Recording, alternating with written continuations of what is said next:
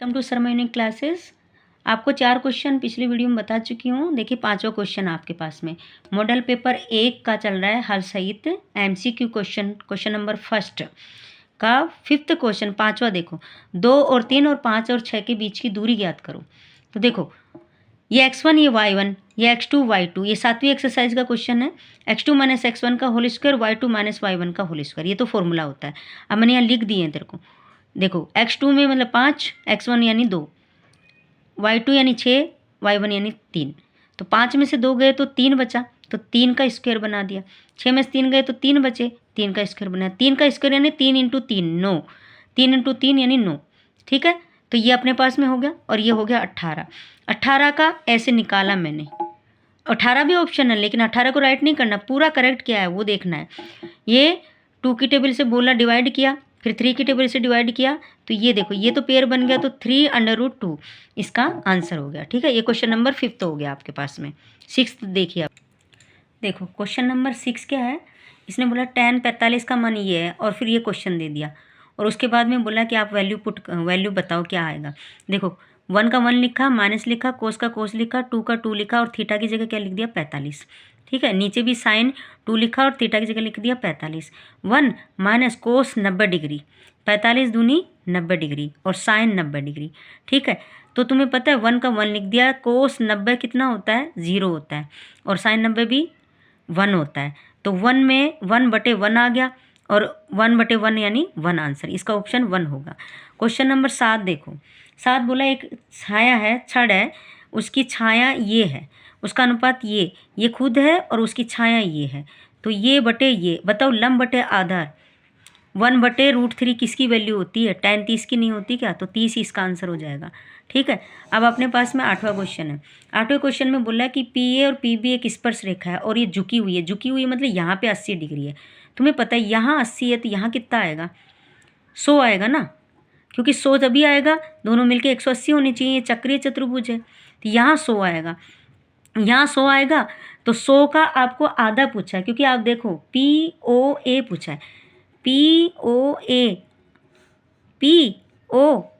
तो ये 100 है तो आधा कितना हो जाएगा 50, तो 50 इसका ऑप्शन हो जाएगा। ठीक है, बिल्कुल सिंपल। नेक्स्ट क्वेश्चन, हाँ क्वेश्चन नंबर 9 देखो। क्वेश्चन नंबर 9 में क्या है कि एक वर्ग है 14 सेमी का, ये 14 सेमी, ये भी 14 सेमी है, तो ये आधा कितनी होगी 7 हो गई ना, और ये वृत्त की त्रिज्या भी हो गई एक तरह से, तो 7 हो गई ना, ये 7 r बराबर 7 हो गई। तो उसने कहा परिधि का, इसके अंदर बोला है कि आप अंतर्वृत्त की परिधि बताओ। अरे भाई परिधि मतलब 2πr, 2πr, 2 का मान 2, पाई का मान 22/7, r का मान अपन ने ढूंढ ही लिया, 7 से 7 कट गए, 22 दूनी 44 सेमी आ गया। ठीक है, 10th क्वेश्चन में आपको सीधा सीधा पूछा चाप की लंबाई ज्ञात करो। चाप की लंबाई 2πr θ/360। 11th क्वेश्चन में आपके पास में क्या बोला है, एक घन है, उसका एक भाग, एक पृष्ठ, एक फलक, कमरे की एक दीवार समझ लो, ये क्या है परिमाप। परिमाप यानी 4 भुजा होती है, 4 भुजा बराबर 28 दे रखा, तो भुजा बराबर 28/4, 4 7 28, 7 आ गया। भुजा मिलते ही आयतन ज्ञात हो जाएगा। आयतन क्या है, भुजा क्यूब, 7 × 7 × 7 343 हो गया। ठीक है, ये क्वेश्चन हो गया अपने पास में। देखो ये वाला क्वेश्चन देखो, आपको इसमें क्या पूछा है, एक सिक्के को 2 बार उछाला जाता है, कम से कम एक चित्त आने की प्रायिकता। चित्त मतलब हेड, देखो हेड इसमें भी है, हेड इसमें भी है, हेड इसमें भी है, कितने खाने हुए 3 हुए ना, तो 3 और टोटल कितने हैं 4, तो 3/4 आंसर हो गया। ठीक है, अपने पास अगला क्वेश्चन इसके बाद में ये वाला अपने इसने पूछा है कि सबसे न्यूनतम संख्या जिसमें √27 से गुणा करने पर प्राकृत संख्या प्राप्त होती है।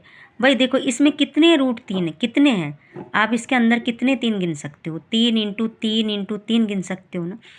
अगर मैं इसको 1 और 3 से गुणा कर दूँ तो ये बाहर आराम से परफेक्ट क्यूब बन जाए, परफेक्ट निकल जाएगा ना स्क्वायर।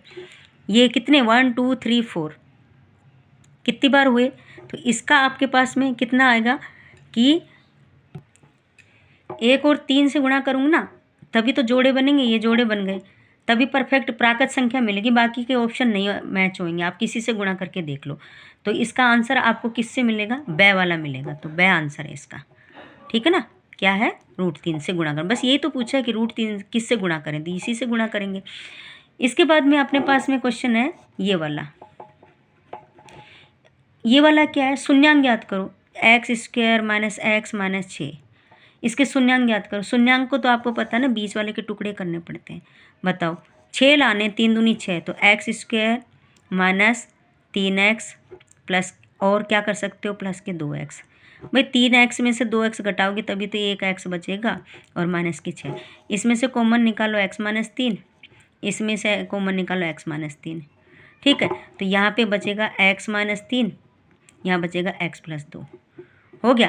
तो x के शून्यांक क्या हो गए, एक बार तो 3 आ गए और दूसरा आ गया x इजिकल टू माइनस के 2।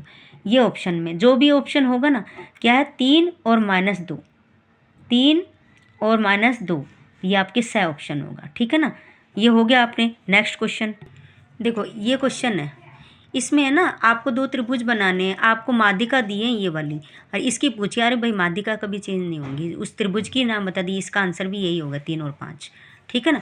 अगला क्वेश्चन है 10 मीटर, तो ये मैंने लिख दिया 3 और 5। अगला क्वेश्चन है कि 10 मीटर ऊंची मीनार पृथ्वी के एक बिंदु को अवनमन कोण बनाती है। देखो ये 10 मीटर ऊंची मीनार है, ये अवनमन कोण यानी नीचे की साइड 30 डिग्री बनाती है। लंब बटे आधार tan 30, लंब बटे आधार 30 का मान ये होता है tan और बटे x, इसको ऐसे मल्टीप्लाई कर लिया, x बराबर tan√3, ये ऑप्शन हो गया। ठीक है। लास्ट क्वेश्चन है, जब भी कोई क्वेश्चन पूछे ना, जितना इंसान खड़ा है उसकी परछाई उसके बराबर है, तो हमेशा उसका आंसर 45 ही होगा। इसमें कोई कन्फ्यूजन होने की ज़रूरत नहीं। तो thank you, like subscribe and share ज़रूर करें।